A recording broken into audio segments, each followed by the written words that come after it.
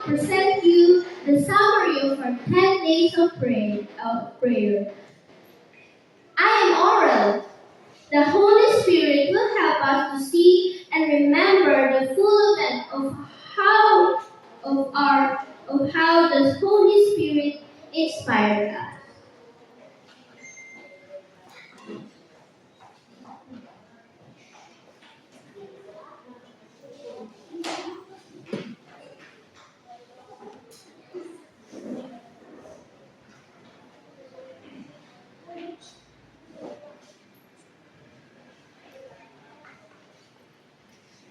And offering. God's promise in Malachi 3:10. The Lord invites us to bring the whole tithe into His storehouse, not as a burden, but as an act of trust and worship. He assures us that when we are faithful, He will open the windows of heaven and pour out blessings beyond what we can think. Today, as we give, let us give in faith, gratitude, and obedience, trusting that God remains faithful to His word.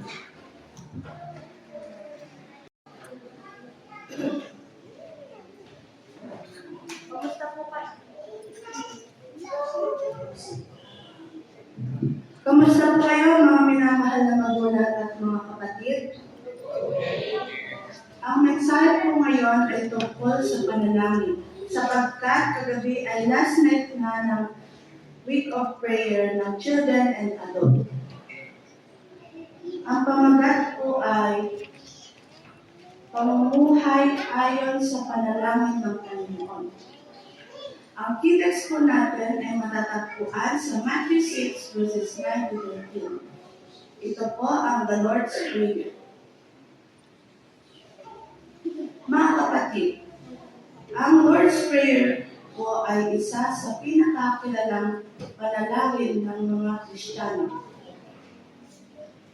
Madalas natin ito inuusal sa church, sa school, kahit sa bahay. Pero ang tanong, isinasabuhay ba natin ang panalangin ito? Jesus did not give this prayer just to be memorized, but to shape our lives. The Lord's Prayer is comprehensive, embracing all our needs. Himay-himayin po natin ang mga bahagi ng the Lord's Prayer. Number 1, Our Father in Heaven. Kapag sinabi natin Our Father, pinapaalala nito na ang Diyos ay Ama. Loving, caring, and personal. Pero idinagdag ni Jesus in heaven, meaning He is also holy and powerful.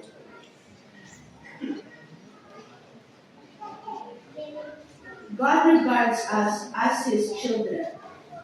Ang sabi ni Mrs. Alvin. Meron po tayong tatlong application na nakukuha dito. Number 1, mamuhay tayo na may tiwala sa Diyos bilang Ama. Number 2, igalang ang kapwa bilang kapatid sa pananampalataya. Number 3, give with humility and confidence. Mamuhay ng may trabaang loob at paniniwala sa sariling kakayanan.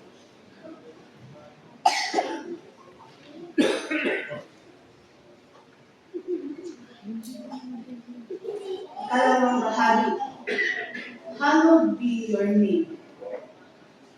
Hindi lang sa panalangin natin binababanal ang pangalan ng Diyos, kundi sa paraan ng ating pamumuhay.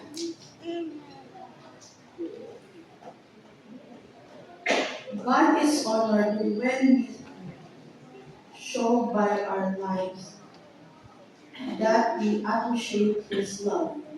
According to Mrs. Ellen G. White, ano po ang ating application dito sa ating buhay? Tatlong po. Number 1, integrity sa trabaho at ministeryo. Ito po ay katapatan sa trabaho at sa paglilingkod sa gawain ng ating Panginoon. Number 2, Christ-like attitude sa bahay at eskwelahan. Ganon din sa community. Number 3, let your life be your testimony. Hayaan po natin ang buhay natin na magsilbing patotoo. Dadako na po tayo sa ikatlong bahagi ng the Lord's Prayer. Your kingdom come, your will be done. Ang kingdom of God ay hindi ng future event. Nagsisimula po ito sa puso. Ang sabi ni Mrs. Ellen G. White, the kingdom of God comes through the inward working of His Spirit. Ano ba ang application nito sa ating buhay? Number 1, isuko ang sarili plano sa kalooban ng Diyos. Number 2, seek God's will daily, meaning pray, read the Bible, ask God to guide your decisions each day. Number 3, serve in His mission kahit mahirap. Kahit mahirap ang paglilingkod sa kapwa at pagpapahayag ng pag-ibig ng Diyos ay tunay na pagsunod at paganahan. It highlights that service is meaningful despite challenges.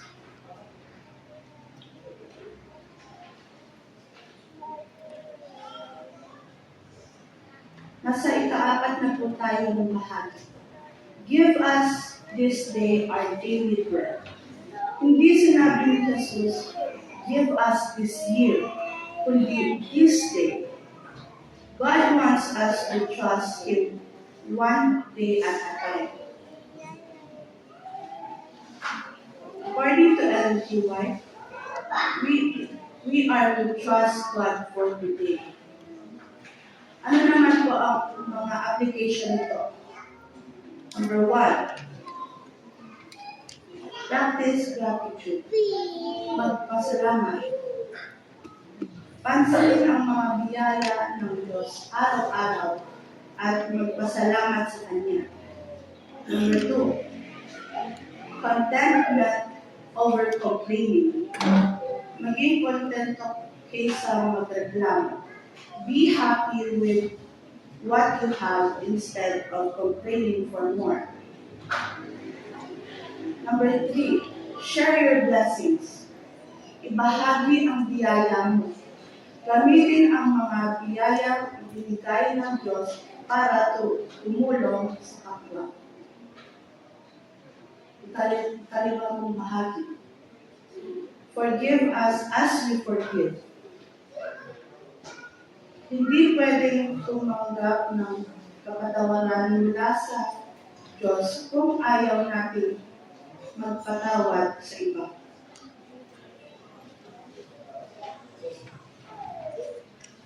He who is unforgiving parts of the channel of mercy. Application po. Confess sincere, humingi ng kapatawaran ng tapat. Maging tapat sa Diyos tungkol sa pagkakamali mo at humingi ng kapatawaran. Number 2, forgive freely. Magpatawad ng walang pagkaalinlangan. Palayain ang iba sa kanilang pagkukulang sa iyo, tulad ng pagpapatawad ng Diyos sa atin. Let go of bitterness. Bitawan ang sama ng loob. Do not hold grudges. It only harms you.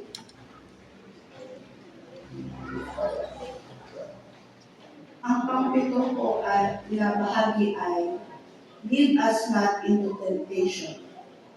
Ang Christian life ay spiritual battle, so we need God's protection daily. Sinabi po ni Mrs. Ellen G. White, we are not to please ourselves in the way of temptation. Para po sa application sa ating buhay, avoid pleas and habits that we can fail. Iwasan ang mga bahagi o gawin o sitwasyon na makapangkina na pananampalataya o makalilihis sa iyo mula sa Diyos.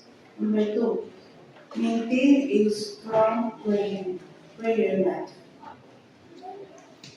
Makipag-usap sa Diyos araw-araw. Hayaan siya ang gabay at lakas mo. Number 3, depend on the Holy Spirit. Magtiwala sa Espiritu Santo na tulungan kang mamuhay ayon sa kalooban ng Diyos araw-araw.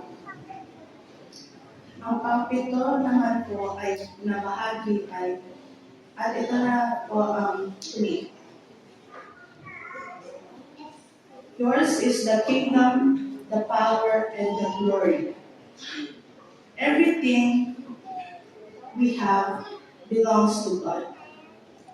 Our time, talents, resources, even our lives. Muli po ang sinabi ni Mrs. Ellen G. White, in all that we do, we are to honor God's name. Application. Number 1, give God glory in success and triumphs.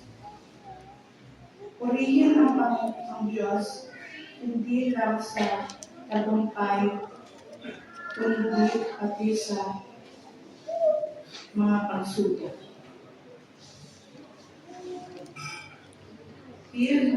Number 2, live with eternity in Him.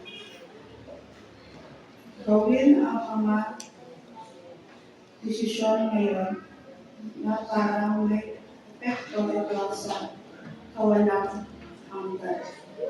Number 3, worship God through daily living. Let your words, action, and attitude honor Him every day.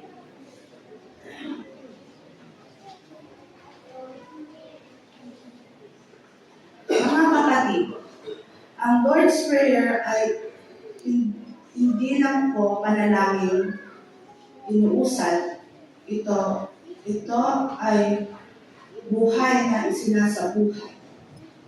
According to Mrs. Ellen G. White, prayer is the breath of the soul. Are we only praying the Lord's Prayer? Or are we really living it every day? Salamat po sa pagkakataong ito na magkakasama tayo sa pagtutok sa Kanyang salita at sa Lord's Prayer. We thank God for reminding us na ang panalangin ay hindi lamang salita, kundi pamumuhay. A life surrendered to Him. Nawa po, tulungan tayo na mamuhay bilang mga tunay na anak niya, trusting in His Spirit. Ipahayag ang kanyang pangalan sa lahat ng oras through our words and action. Surrender our will to His kingdom and serve Him faithfully. Depend on Him daily for our needs and share our blessings.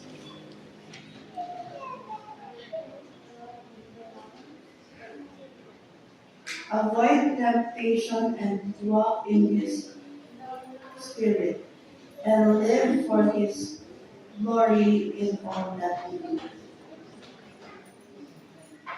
May our lives be the most visible expression of prayer to our Father in heaven. This is my prayer. In Jesus' precious name.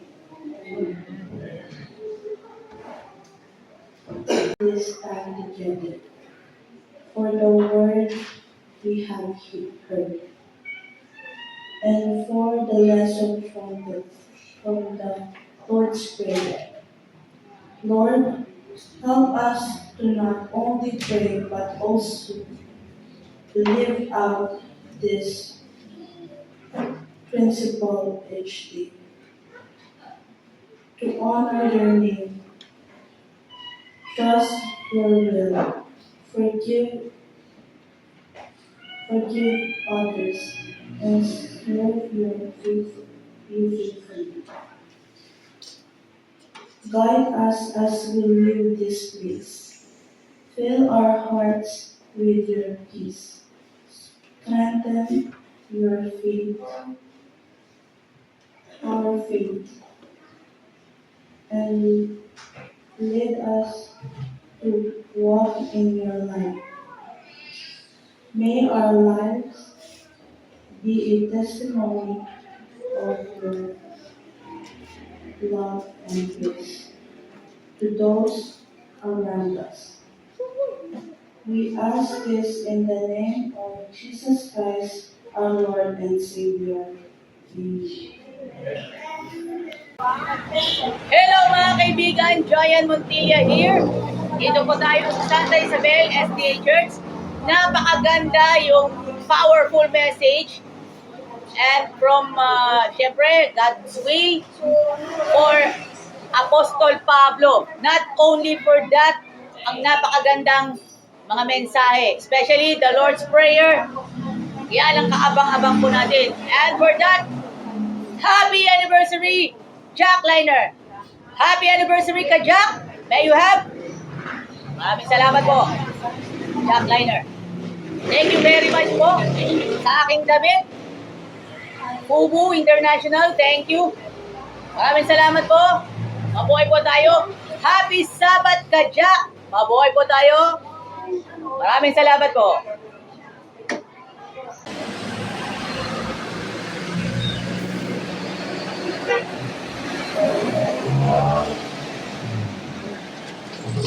Happy Sabbath, Alagang Jack. Thank you. God bless us all. Cutest overload.